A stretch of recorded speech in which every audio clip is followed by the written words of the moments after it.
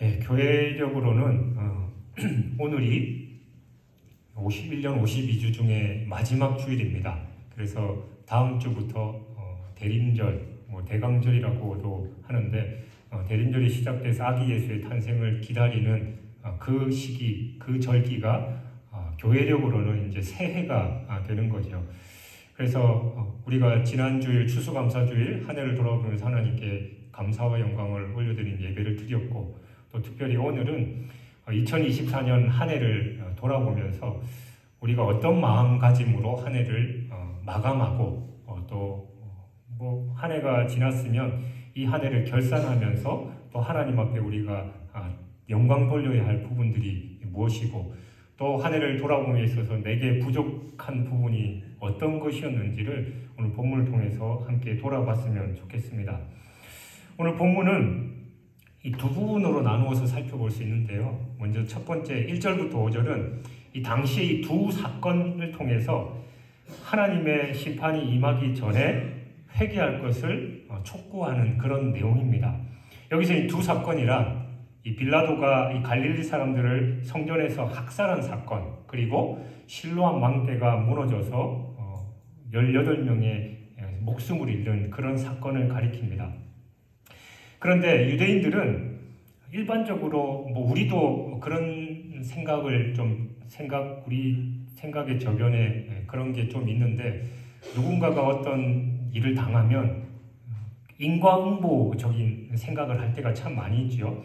그래서 이런 사건이 일어났을 때 그 당시 유대인들은 더더군다나 그들의 죄 때문에 그런 일을 당했다라고 그렇게 생각했습니다. 그래서 유대인들은 모든 재앙의 원인이 바로 죄에 기인한 거다라는 기본적인 사고방식이 있었습니다.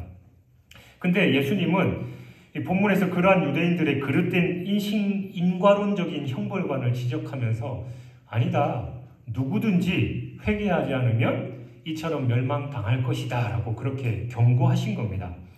한편 이를 예수님이 장차 있을 예루살렘의 멸망을 염두에 두고 하신 말씀으로 보기도 합니다만, 이는 유대인에게만 국한된 그런 예루살렘의 멸망에 머물지 않고 보편적으로 저와 여러분을 포함한 또 인류 전체 적용된 것으로서 누구든지 회개하지 않으면 최후 심판, 그때에 멸망을 받게 될 것이다 라고 예수님께서 말씀하신 겁니다.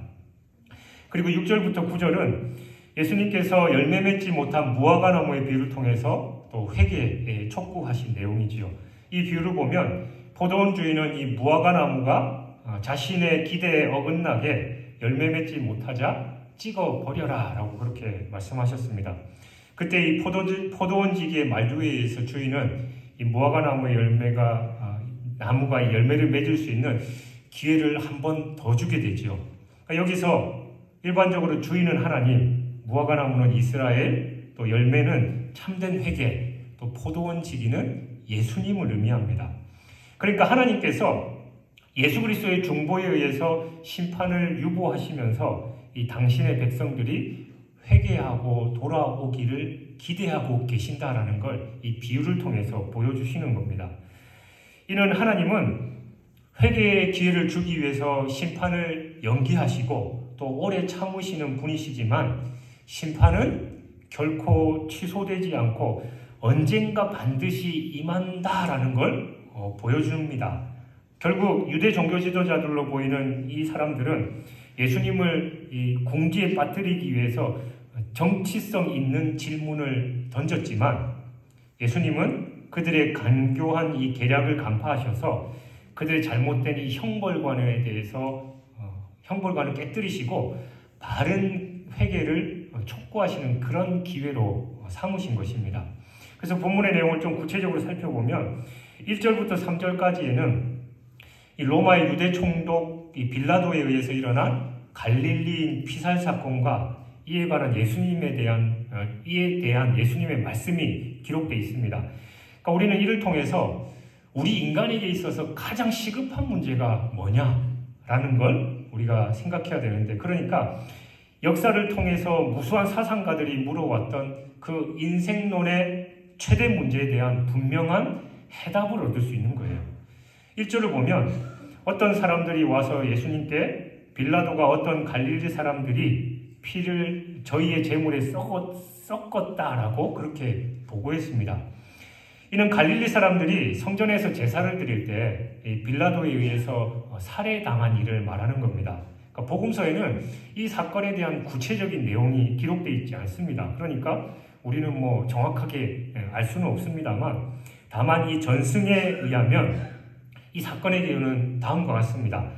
그러니까 예수님 당시 유대 총독이었던 빌라도는 이 예루살렘에 이 보다 풍부한 물을 공급하기 위해서 이 수로 건설을 제안하면서 이를 위한 이 자금이 필요하잖아요. 그러니까 성전 헌금에서 그 자금을 충당하자라고 제안을 했습니다.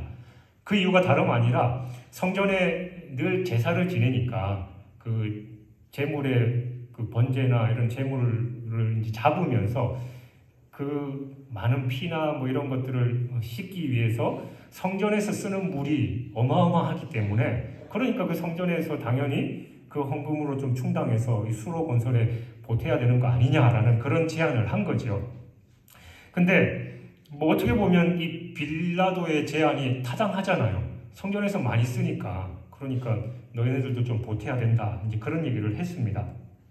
하지만 유대인들 가운데 일부 갈릴리 사람들은 이 성전의 거룩한 돈을 뭐 이방인과 함께 썼다라고 하면서 흥분해서 무장봉기를 일으켰고, 이에 따라서 빌라도는 군사를 풀어서 이를 진압하는 한편 경고의 의미에서 이 죽은 갈릴리 사람들의 피를 성전 제물로 썩도록 그렇게 명령했다라는 거예요. 그렇다면 여러분 한번 생각해 보십시오. 사건의 자세한 경위는 차치하더라도 이와 같은 사건은 유대인에게서는 참으로 심각한 문제가 아닐 수 없었습니다. 왜냐하면 이 사건은 이방 민족에 의해서 유대인들이 학살당한 정치적 사건으로서 민족적 감정에서도 도저히 참을 수 없는 일이었고, 더군다나 성전 모독과 관련돼 있으니까 유대인이라면 이런 일을 보고도 묵과할 수 있는 그런 사건이 분명히 아니었기 때문입니다. 누가복음 23장 12절에 의하면 헬롯과 빌라도가 원수였다라는 기록이 있는데, 이는 아마도 이 사건 때문에 그랬던 것 같아요. 그러면 사람들로부터 이 보고를 받으신 예수님의 응답은 어땠습니까? 이러한 만행을 저지른 빌라도를 향해서 치를 떠며 분노하셨나요? 아니면 이러한 보고를 해온 사람들이 유도하는 그대로 갈릴리 사람들이 죄를 많이 지어서 그런 거다라고 그렇게 대답하셨습니까? 아니죠. 오히려 그 자리에 있던 무리들을 향해서 너희들도 회개하지 않으면 그렇게 망하게 될 거다라고 준엄한 경고를 하신 겁니다. 그것은 그 자리에 있던 무리들에게 가장 급한 일은 회개를 통해서 하나님의 심판으로부터 구원받는 일이었기 때문이에요. 여러분, 이처럼 우리 인간에게 있어서 가장 시급한 일은 정치적, 사회적 문제를 해결하거나 경제적 부를 축적하는 일이 아니라 하나님의 심판으로부터 구원받는 일입니다. 뭐 아까 권사님 기도하실 때도 뉴스를 보면 또 정치 우리 이 상황들을 보면 참 답답하고 또 어쩔 때는 분노가 일어난다라는 그런 의미의 이제 기도를 해주셨는데, 사실 그렇죠. 뉴스를 보면 참 답답하고 세상 돌아가는데 도대체 이게 무슨 일이냐. 또 지금 나름대로 지성인이라고 하는 대학생들 또 교수들도 이리저리 막 시국 발표를 하고, 뭐 예전에 우리가 아픔을 한번 겪었습니다만 그에 못지않는 분위기가 지금 점점점 이제 조성되는 그런 상황들 가운데 있죠. 그리고 제가 늘 기도하듯이 제발 대통령을 비롯한 정치인들이 자기의 당리당락과 개인의 이익이 아니라 나라와 민족을 위해서, 국민들을 위해서 섬기게 해달라고 기도를 하는데, 여러분 보시면 어때요? 다 자기들의 이익을 위해서 국민을 오히려 이용할 때도 있고, 그런 상황들이 돼버렸다라는 그런 겁니다. 그러면 우리가 이런 상황들을 보면서 예수님께, 만약에 예수님이 이 자리에 계셔서 예수님 이거 어떡합니까? 정말 나라가 엉망진창입니다. 또 우리나라뿐만이 아니라 곳곳에서 전쟁이 일어나고 또 막 도대체 평안할 분위기가 아닌 이런 상황에 어떻게 해야 됩니까? 예수님께 물어보면 예수님이 뭐라고 대답하실까요? 예수님은 오늘 본문에 있는 말씀 그대로 아마 대답하실 겁니다. 그래, 세상 돌아가는 것도 중요하지만 너는 어떻게 살고 있냐? 너는 지금 당장 이 세상에 멸망이 오면 구원받을 자신이 있느냐? 라고 물으실 거다라는 겁니다. 그러니까 그런 정치적이고 주변 상황, 세상이 돌아가는 이런 상황들 속에서 그 상황 속에서 하나님께서 너한테 주시는 메시지가 뭔지를 깊이 생각하라라고 예수님께서 말씀하시는 거예요. 왜냐하면 하나님의 심판은 영원한 멸망을 가져옵니다. 뭐 대통령이 좀 못하고 또 정치인들이 좀 못하면 또 정권이 바뀌면 또 다른 희망이 있잖아요. 그러나 영원히 멸망하면 영원토록 희망이 없기 때문이지요. 그런데도 오늘날 세상 사람들은 여전히 살아남으려면 뭐 정보사회에 적응해야 한다느니 핵무기를 제거해야 된다 하고 뭐 정치 돌아가는 걸 잘 읽어야 되고 또 세상이 돌아가는 데 있어서 뭐 주식을 어떻게 투자해야 되고 그런데 온갖 관심을 가지고 있습니다. 근데 참 안타깝죠. 여러분, 그 사람들에게 내일이 보장되어 있습니까? 저나 여러분이나 우리는 당연히 오늘이 지나면 내일이 온다라고 생각하지만 오늘 이 시간도 예전에 말씀드렸듯이 1초에 몇 명씩 죽어가는 이 전 세계에서 죽어가는 그 사람들이 내일을 꿈꾸면서 살지 않았을까요? 물론 질병 때문에 자기의 죽음을 알고 죽어가는 사람들도 분명히 있습니다만 멀쩡하게 길 가다가 인도로 걸어가고 있는데 차가 와서 들이받아서 세상을 떠나는 사람들도 있고 갑자기 심장마비로 세상을 떠나가는 사람들도 많이 있어요. 그러니까 우리에게 내일, 아니 1시간 이후의 시간은 보장되어 있다라는 그런 생각을 우리가 갖지 않아야 되는데 우리는 당연히 그렇게 살고 있다라는 겁니다. 여러분은 2024년 한 해를 어떤 생각으로 또 무엇을 위해서 열심히 살아오셨습니까? 뭐 수험생들은 내가 이 시험만 꼭 합격하면, 또 취업 준비생들은 내가 이 직장에만 들어가면, 또 여러분의 가정에서 또 인간관계에 있어서 또 경제생활에 있어서 여러분들이 기도하면서 그렇게 간절히 때로는 애타면서 또 실망하면서 걸어왔던 2024년 여러분을 어떻게 돌아보시고 하나님께서 여러분의 삶을 바라보셨을 때 착하고 충성된 종이라 칭찬할 만한 그런 삶을 살았는지를 우리는 돌아봐야 할 것입니다. 여러분, 우리에게 가장 시급한 문제는 우리의 구원의 문제예요.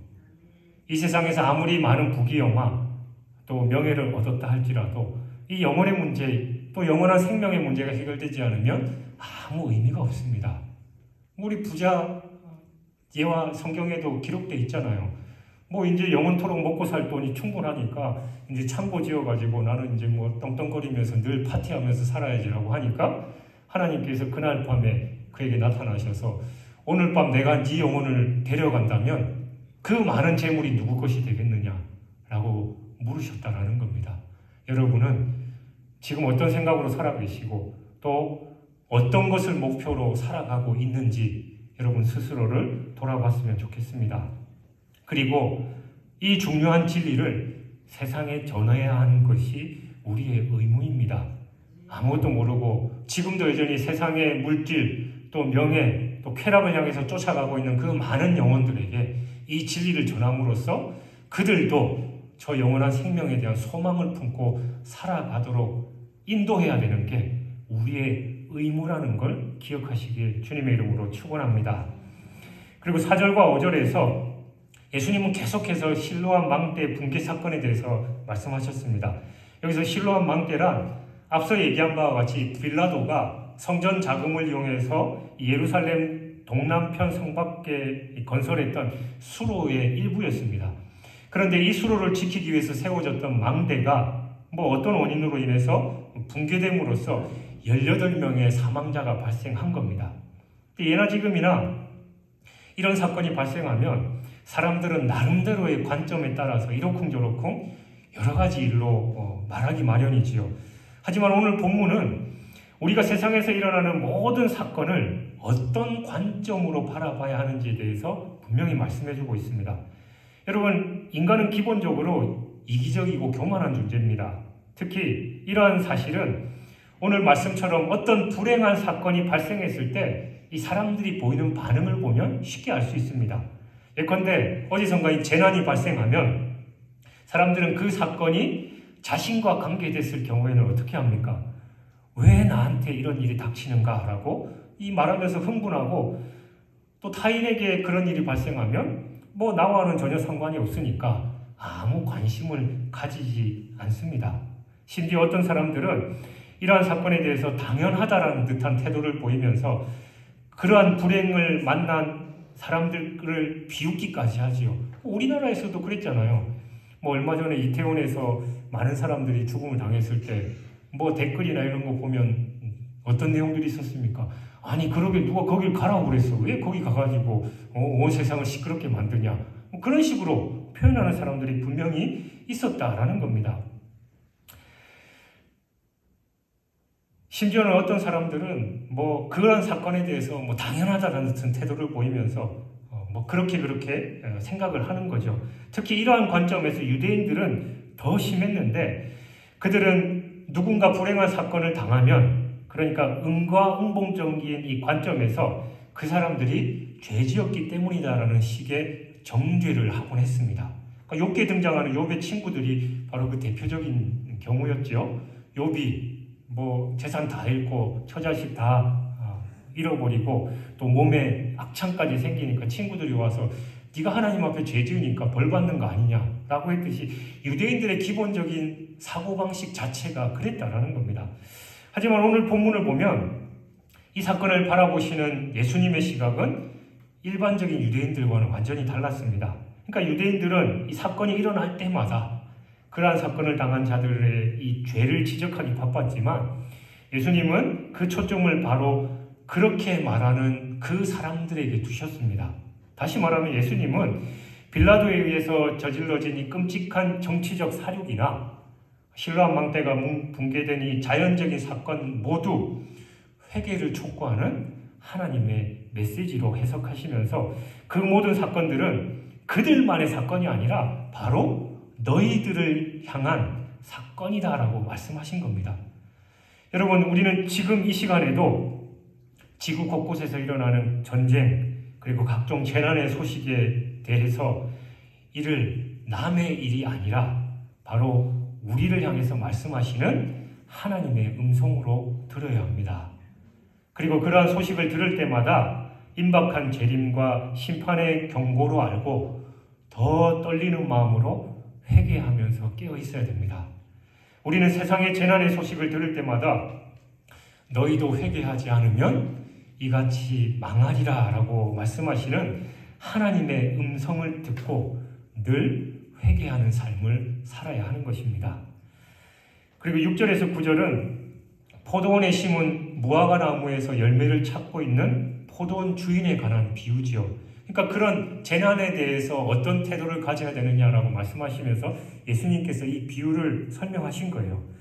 이 비유는 하나님의 은혜와 사랑을 잊고도 그에 합당한 열매를 맺지 못하고 있는 유대인들에게 회개를 촉구하기 위해 주신 비유로서 주인은 하나님, 포도원은 이스라엘, 또 포도나무는 이스라엘과 이스라엘 백성들, 그리고 포도원 지기는 예수님을 이렇게 상징합니다.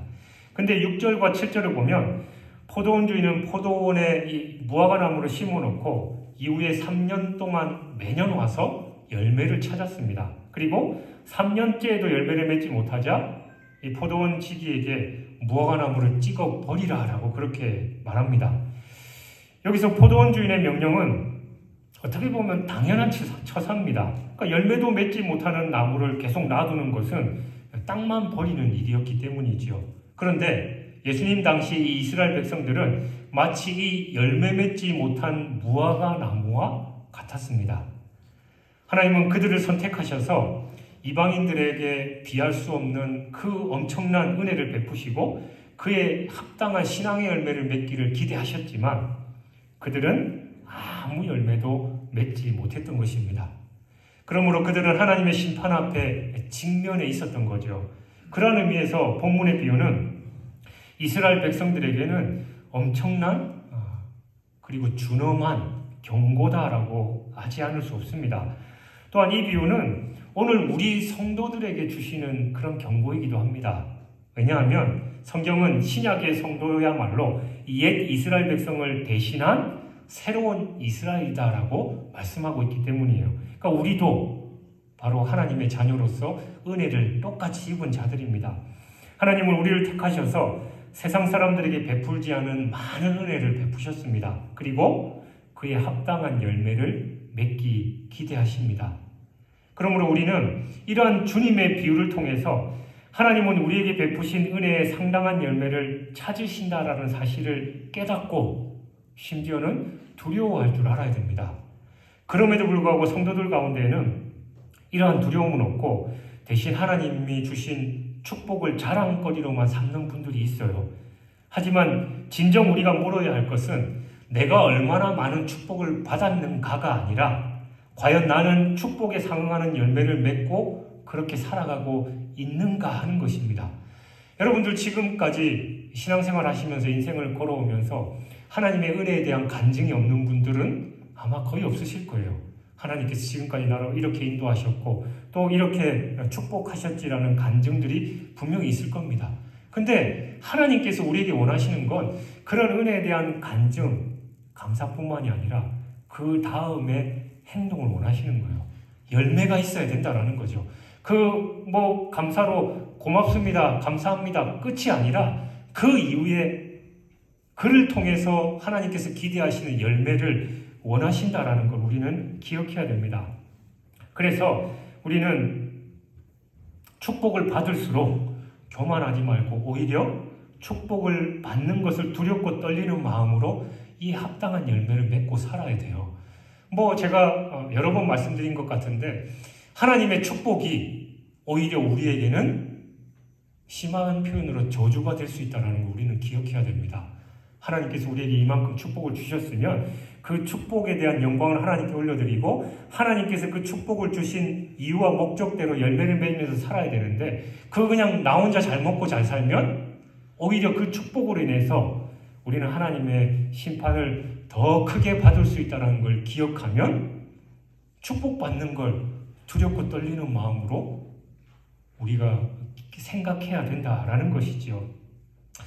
우리는 하나님께서 언제나 은혜와 축복에 상응하는 열매를 반드시 찾으시는 분이다라는 걸 결코 잊지 말아야 됩니다. 7절을 보면 포도원 주인은 3년째 되는 해에도 무화과나무에서 열매를 얻지 못하자 포도원 지기에게 무화과나무를 찍어버리라 라고 했습니다. 그리고 계속해서 어찌 땅만 버리겠느냐라고 그렇게 말씀합니다. 이건 이 포도원 주인이 열매 없는 무화과나무를 찍어버리라고 한 진정한 이유가 무엇이었는지를 분명하게 보여주지요. 즉 열매 맺지 못하면서 계속 땅의 자양분만 흡수하는 그 무화과나무는 포도원 주인에게 있어서 단지 무용지물 정도가 아니라 오히려 주위의 나무들에게도 피해를 주는, 그래서 반드시 제거해야 할 대상이었던 것입니다. 때문에 열매 없이 땅에 지력만 고갈시키는 무화과나무를 베어버리도록 한 것은 포도원 주인의 인격이 모자라서가 아니라 객관적 사실에 근거한 매우 지혜로운 판단이었던 거예요. 제가 군생활하면서 제일 힘들었던 게 겨울에 간불목하는 거예요. 그러니까 저희 부대는 산도 많고 숲도 많았는데 겨울철만 되면 이 나무 가지들을 다 베가지고 그걸 그냥 우리가 산까지 올라가가지고 그 나무가지들 벤 걸 다 끌어모아서 이제 처분을 해야 되는데 그 추운데 그리고 가시 찔리고 그런데 이 겨울마다 이제 그걸 하니까 그게 너무 힘들었던 거예요. 그래서 제 생각에는 멀쩡한 나무 괜히 베가지고 우리 힘들게 만드냐 그렇게 생각했는데 그게 그 가지치기를 해줘야 그 나무가 건강하게 사는 거죠. 그건 당연히 해야 되는 겁니다. 마찬가지로 포도원에 무화과나무를 심었는데 그 무화과나무가 열매를 맺지 못하면 그 주인은, 포도원 주인은 양분만 빨아먹고 또 다른 나무들의 양분까지 뺏어먹는 그 무화과나무를 당연히 쳐야, 뽑아버려야 다른 나무들이 살아갈 수 있다라는 거죠. 바로 예수님께서 그런 말씀을 하고 계시는 겁니다. 근데 이러한 현상은 인간의 모든 경제 활동은 물론이거니와 일상생활의 모든 면에서 공통적으로 일어나고 있고 이 배후에 적용되는 원리는 심지어 영적 세계에서조차 어김없이 적용되고 있습니다. 따라서 이러한 현상과 원리를 이해하는 건 경제 생활은 물론이거니와 성경을 읽고 이해하는 데도 많은 도움을 주는 거예요. 복음서에 등장하는 달란트 비유는 바로 이런 원리에 대한 이해가 없으면 사실 깨닫기 어려운 말씀입니다. 경제학자들은 경제 현상을 분석하면서 기회비용이다라는 개념을 주로 사용합니다. 근데 이 기회비용이란 건 흔히 말하는 우리가 아는 이 비용에다가 기회라는 개념을 추가한 것으로서 그러니까 어떤 의미에서는 진정한 비용에 해당하는 거예요. 예를 들어서 누군가가 1,000만 원을 투자해서 어떤 그 투자에서 100만 원의 이익을 얻을 수 있잖아요. 근데 만약에 이 사람이 여기에 1,000만 원을 투자하지 않고 이곳에 투자했을 경우 120만 원의 이익을 얻을 수 있어요. 그러면 1,000만 원을 투자해서 100만 원을 이익을 얻은 이 사람은 100만 원을 이익을 얻은 게 아니라 이 경제학적인 의미를 용어에 따지면 여기에 투자했으면 120만 원을 해서 이익을 얻을 수 있었을 텐데 여기에서 20만 원이 깎였으니까 오히려 20만 원을 손해봤다라는 그런 개념이 바로 이 기회비용입니다. 그래서 달란트 비유에 등장하는 게으른 종은 그 주인이 엄격하니까 그 돈을 그냥 묻어놨다가 주인이 오니까 당신의 1달란트 받으십시오라고 한 건 주인 입장에서 보면 자기의 원금이 보존된 의미가 아니라 성경에 있듯이 네가 은행에 갖다 줘서 이자라도 받게 했어야지. 그러니까 이자를 못 받게 했으니까 이자만큼 주인에게 손해를 끼친 그런 상황이 되는 것이죠. 그리고 본문의 비유에 나오는 열매 없는 무화과나무 역시 마찬가지로 주인에게 손해를 끼치고 있는 거예요. 열매 맺기는커녕 양분을 다른 나무가 흡수할 양분까지도 흡수하고 있으니까 이 무화과나무는 전혀 쓸모없는 것이 되고 말았다라는 겁니다. 이와 같이 오늘 우리가 하나님의 은혜를 입었음에도 불구하고 그에 합당한 열매를 맺지 못한다면 그것은 하나님의 기대를 저버리는 행위일 뿐만이 아니라 하나님께 막대한 손해를 끼치게 된다는 걸 우리는 기억해야 됩니다. 그러므로 여러분은 현재 받은 은사와 축복에 합당한 열매를 맺기 위해서 최선을 다하고 계십니까? 만일 열매 맺지 못한다면 이 달란트 비유의 게으른 종이나 본문의 열매 없는 무화과나무처럼 주인 되시는 이 하나님께 막대한 손해를 끼치게 되어서 하나님의 준엄한 심판을 피할 수 없다는 걸 우리는 기억해야 됩니다. 그리고 7절, 8절은 포도원 주인과 포도원 지기 사이에 오간 대화를 기록하고 있죠. 이를 살펴보는 대로 이미 살펴본 대로 여기서 포도원 주인은 하나님, 또 포도원 지기는 중보자 예수 그리스도를 상징합니다. 근데 여기에 보면 포도원 주인은 3년을 기다리면서 무화과나무에서 열매를 구했죠. 그러다가 3년이 지나도 열매를 맺지 못하자 포도원 지기에게 무화과나무를 찍어버리라라고 명했습니다. 그러자 포도원 주인은 주인에게 1년, 한 해만 더 기회를 주십시오라고 얘기하면서 자신이 무화과나무가 열매를 맺도록 잘 돌보겠다라고 그렇게 얘기합니다. 그러니까 여기서 우리는 바로 죄인을 향한 하나님의 인내를 발견할 수 있습니다. 여러분, 포도원 주인은 3년이나 무화과나무에게 열매를 찾았다라고 했죠. 일반적으로 무화과나무는 심은 그 해에 곧 열매를 맺는 게 아니라 보통 한 3, 4년 지나야 열매를 맺습니다. 따라서 주인은 나무를 심고 적어도 3, 4년을 기다린 후에 비로소 그 무화과나무에게 열매를 찾기 시작했을 거 아니에요. 그러니까 열매 없이 3년이 지났을 때는 무화과나무로 심은 때로부터, 그러니까 오늘 본문이 얘기하는 건 최소한 6, 7년이 지났다는 그런 기간이 됐다라는 겁니다.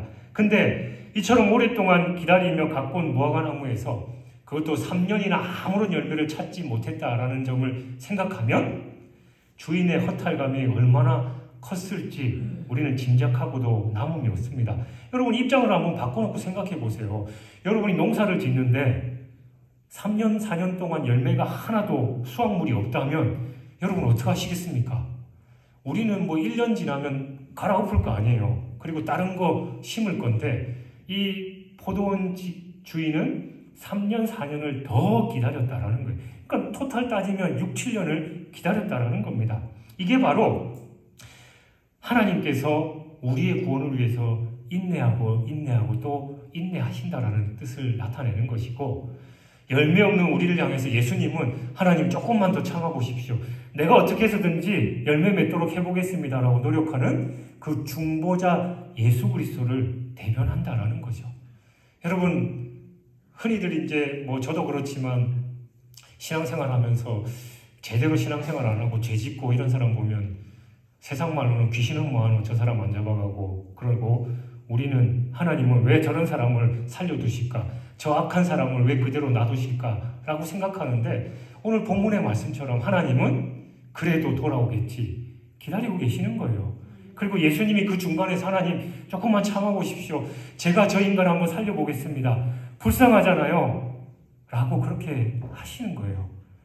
남들 생각하면 아유 하나님은 정말 저 사람이 뭐 돌아올 기미가 안 보이는데 왜 그러시냐라고 생각할지 모르겠지만 그 사람이 여러분이라고 생각해 보셔요. 얼마나 감사합니까? 하나님은 지금도 기다리고 계시고 예수님은 지금도 돌아오기 위해서 저 여러분을 통해서 전도도 하라고 하고 또 복음을 전하라고 그렇게 강요도 하고 계시는 겁니다. 그렇다면 이처럼 오래 참고 기다리시는 하나님의 인내는 영원히 지속될까요? 아닙니다. 끝이 있습니다. 오늘 9절의 기록처럼 마지막까지 걸음을 주고 돌보았지만 끝내 열매 맺지 못한다면 그때는 가차없이 찍어버리는 겁니다. 그리고 이것은 그리스도의 사역과 고난을 통해서 최후까지 은혜를 베푸셨지만 그러한 은혜와 인내마저 저버린다면 더 이상의 기회가 없다라는 것을 의미합니다. 결국 예수님은 1절부터 5절까지의 말씀을 통해서 회개할 것을 촉구하셨다면 지금은 이 비유를 통해서 회개를 위한 기간에는 끝이 분명히 있다라는 걸 말씀하고 계시는 겁니다. 그러면 여러분, 우리는 이처럼 오랫동안 참고 기다리시는 하나님의 인내를 결코 가볍게 생각하지 않아야 합니다. 그리고 세상 사람들처럼 이러한 하나님의 인내를 하나님이 안 계신 것으로 착각하는 것이 아니라 더욱 두려운 마음으로 깨어 근신하면서 회개에 합당한 열매를 맺어야 합니다. 하나님의 인내는 하나님의 자비를 근거해 주지만 한편으로는 그러한 인내가 끝났을 때 크고 두려운 심판에 대한 엄중한 경고이기도 합니다. 우리가 흔히 너 똑바로 안 하면 가만히 안 둬. 셋 때까지 바로 해. 애들한테 그런 얘기 많이 하잖아요. 그래서 하나, 둘, 셋 세고 나면 둘 하고 나면 둘 반, 둘 반의 반, 둘 반의 반의 반의 반 계속 하는 게 걔를 벌하기 위해서 그러는 게 아니라 그 잘못을 돌이키기 위해서 하는 거잖아요. 하나님도 마찬가지입니다. 지금 둘 반의 반이 몇 번이 지속됐는지 몰라요. 그럼 다 아시잖아요. 지금 세상이 돌아가는 형세가 어떻습니까?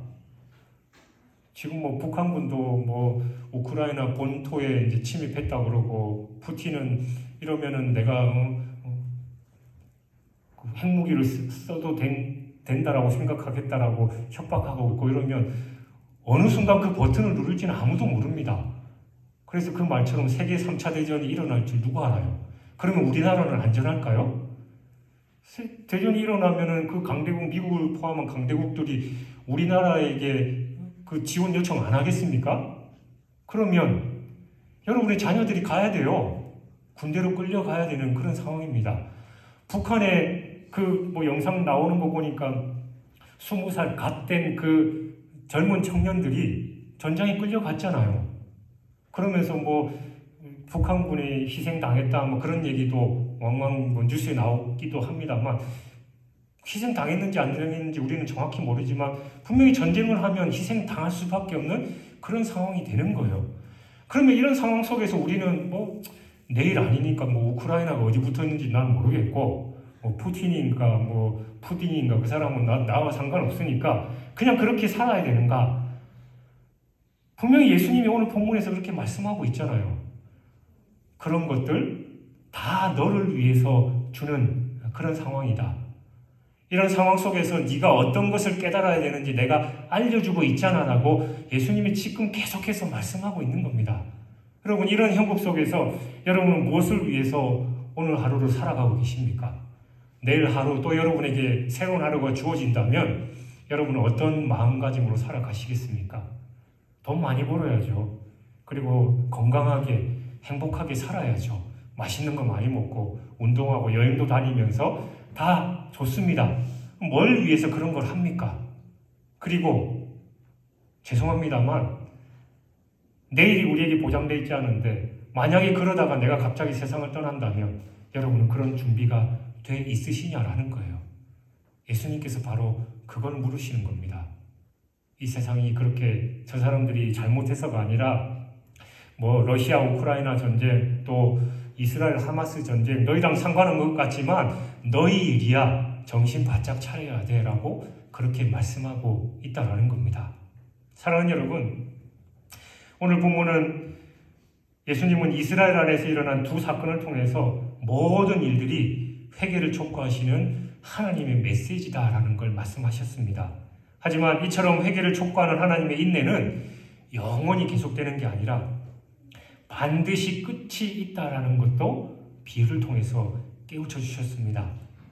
따라서 우리는 이처럼 각종 사건을 통해서 경고하시는 그 회개의 기회를 주시는 이때 더 근신하며 깨어 기도하고 회개하고 전도의 열매를 맺음으로써 다가오는 주님의 재림과 심판에 대비하는 지혜로운 성도들이 되어야 될 줄 믿습니다.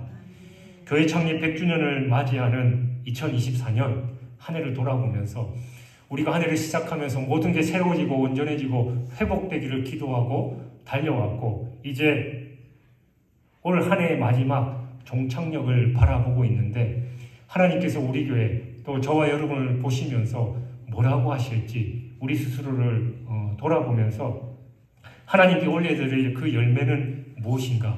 하나님께서 내게 주신 그 축복들, 때로는 고난들, 그 의미가 무엇인지를 다시 한번 새기면서 찍어버림을 당하는 게 아니라 착하고 충성된 종이라 칭찬받는 저와 여러분이 되시길 주님의 이름으로 축원합니다.